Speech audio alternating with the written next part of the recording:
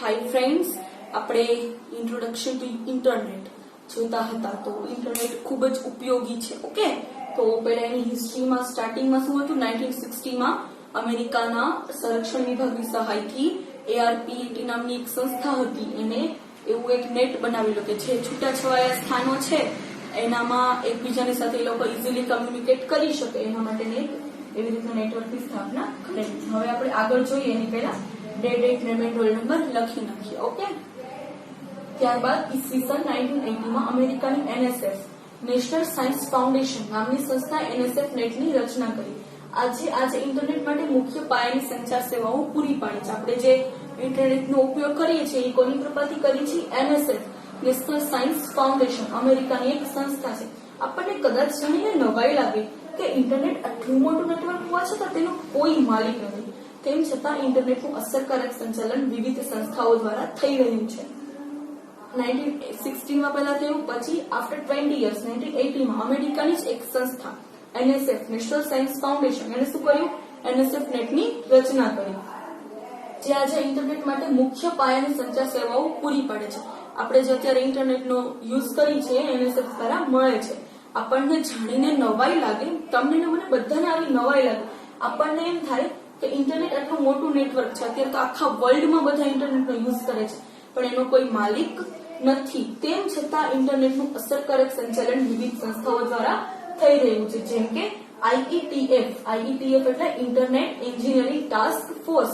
Engineers છે, computer engineers, એના મદદથી ઇન્ટરનેટની આખી એક ટાસ્ક ફોર્સ તૈયાર કરવામાં આવે છે, જે શું કરે છે તો કે જ્યાં ચેન્જીસની જરૂર પડે એનો ઉપયોગ કરવામાં આવે છે. તો એન્જિનિયર્સની મદદથી આવી વસ્તુ થાય છે. પછી છે IRTF internet research task force. Internet research task force કે જેમાં નવા ચેન્જીસ કરવાના હોય એના ઉપર રિસર્ચ કરતા હોય. NIC internet network information centre. Internet network information centre કે જેની અંદરથી આપણને નેટવર્ક ઇન્ફોર્મેશન મળી રહે.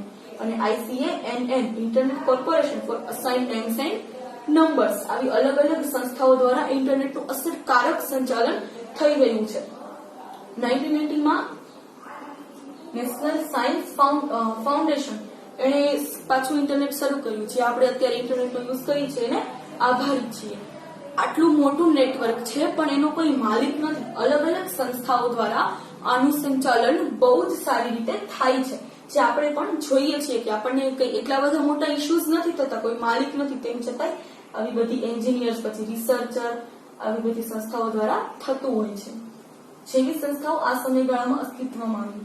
ઈસવીસન 1990માં ARPANET વિખેરવા નાખવામાં આવ્યું. જો કે શરૂઆતમાં ઇન્ટરનેટનો હેતુ સંશોધન માટેનો હતો, પરંતુ હવે એનો ઉપયોગ મોટે ભાગે ધંધાકીય હેતુ માટે થઈ રહ્યો છે.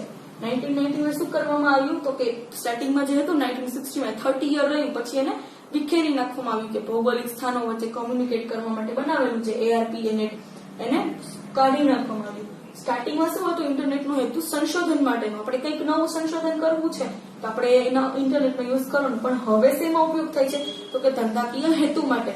લોકો ઓનલાઈન મીટિંગ ને એવું બધું બોલાવે, આ બધામાં ઇન્ટરનેટનો ઉપયોગ થાય છે. હવે જોઈએ ભારતમાં ઇન્ટરનેટની શરૂઆત. ભારતમાં ધંધાકીય હેતુ માટે ઇન્ટરનેટની શરૂઆત 15/8/1995 થી થઈ. ક્યારથી થઈ? 15 ઓગસ્ટ 1995. ભારતમાં કયા હેતુ માટે? વાણિજ્યિક હેતુ માટે. પેલા રિસર્ચ માટે કે સર્ચ કરવા માટે નહીં, પણ એક વાણિજ્યિક હેતુ માટે ઇન્ટરનેટનું સ્ટાર્ટિંગ થયેલું. ક્યારે? 15 ઓગસ્ટ 1995 થી BSNL વિદેશ સંચાર નિગમ લિમિટેડ દ્વારા ઇન્ટરનેટના ઉપયોગ માટે GIS gateway internet access service સેવા શરૂ કરવામાં આવી. ભારતમાં ક્યારે શરૂ થઈ? દુનિયામાં ક્યારે શરૂ થઈ? અમેરિકામાં 1960, પછી 1980માં NSF દ્વારા, અને પછી 1990માં પેલું જે સ્ટાર્ટિંગનું હતું ARPANET એને વિખેરી નાખવામાં આવ્યું. હવે આપણે ઇન્ડિયાનું જોવું પડે તો ઇન્ડિયામાં શું છે તો કે ધંધાકીય વાણિજ્યિક હેતુ માટે ઇન્ટરનેટની શરૂઆત. ડેટ ખાસ યાદ રાખજો ફ્રેન્ડ્સ, 15 ઓગસ્ટ 1995. 15 ઓગસ્ટ એટલે શું? આપણો ઇન્ડિપેન્ડન્સ ડે. આ દિવસના દિવસે જ તે ઇન્ટરનેટની સ્ટાર્ટિંગ થયેલું. BSNL વિદેશ સંચાર નિગમ લિમિટેડ દ્વારા ઇન્ટરનેટના ઉપયોગ માટે GIS સેવા શરૂ કરવામાં આવી. ફૂલ ફોર્મ પણ યાદ રાખજો. GIS એટલે gateway, G for gateway, I for internet, A for access, C for S for service. આવી સેવાઓ શરૂ કરવામાં આવી. પછી છે ઇન્ટરનેટના ઉપયોગો, યુઝીસ ઓફ ઇન્ટરનેટ. ઇન્ટરનેટના ઉપયોગો શું છે? હવે આવું તો આપણને ખબર જ હશે ને તમને બધાને ફ્રેન્ડ્સ. આપણે કંઈક ઇન્ફોર્મેશન કલેક્ટ કરીએ, એમાંથી એમ કીધું હોય કે આના વિશેની ઇન્ફોર્મેશન લેતા આવજો. કાલે તમને એમ કે ચલો ઇન્ડિપેન્ડન્ટ ડે છે તો ઇન્ડિપેન્ડન્ટ ડે વિશેની આપણને થોડીક તો ખબર જ છે, પણ વધારે ઇન્ફોર્મેશન લેતા આવજો. તમે બધા શું કરશો? ઘરે જઈને કહેશો પપ્પા ફોન આપો, મારે ઇન્ડિપેન્ડન્ટ ડે વિશે ઇન્ફોર્મેશન લેવી છે, મારે અમેરિકા જે કન્ટ્રી છે એના વિશે ઇન્ફોર્મેશન લેવી છે. તો ઇન્ફોર્મેશન લેશો.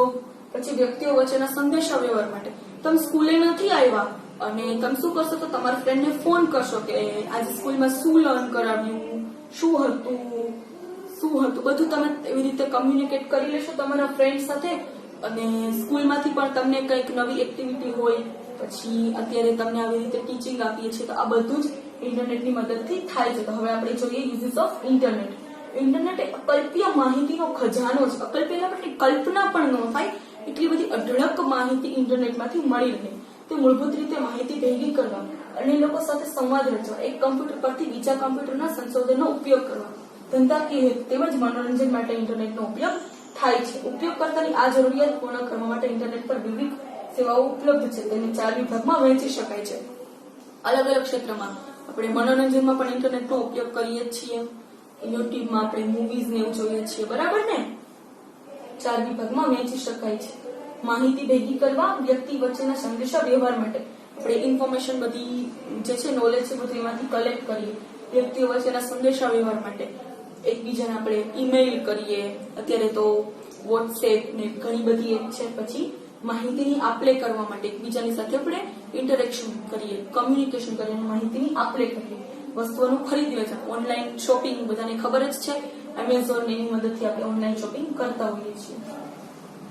માહિતી ભેગી કરવા, ઉપયોગકર્તા ઇન્ટરનેટ પરથી માહિતી ભેગી કરવા માટે FTP સર્ચ એન્જિન અને વર્લ્ડ વાઇડ વેબ જેવી સેવાઓનો ઉપયોગ કરવામાં કરે છે. ઉપયોગકર્તા ઇન્ટરનેટ પરથી યુઝર છે માહિતી ભેગી કરવા માટે શું કરશે? ફાઇલ ટ્રાન્સફર પ્રોટોકોલ, સર્ચ એન્જિનમાં શું ગૂગલ છે, યાહુ છે, આવા સર્ચ એન્જિન અને વર્લ્ડ વાઇડ વેબ એટલે કે www જેવી સેવાઓનો ઉપયોગ કરવામાં આવે છે.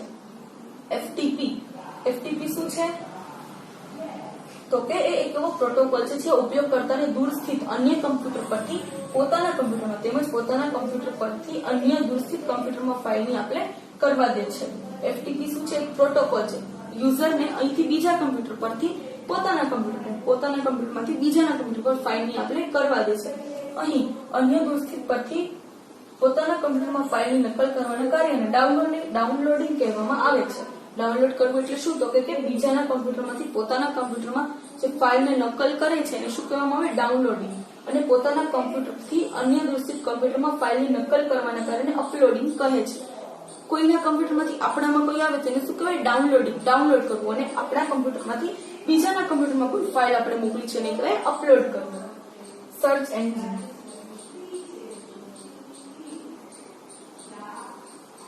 સર્ચ એન્જિન એ એવું સોફ્ટવેર છે કે જે બ્રાઉઝરમાં આપણી જરૂરિયાત મુજબ પ્રશ્નો ટાઈપ કરવા દે છે અને પછી તેનો જવાબ શોધી આપે છે. જે જરૂરિયાત મુજબની સંબંધિત માહિતી મળે તો તરત જ સ્ક્રીન પર દર્શાવે છે. કેટલાક પ્રચલિત સોફ્ટ એન્જિનના નામ, સર્ચ એન્જિનના નામ આ મુજબ છે.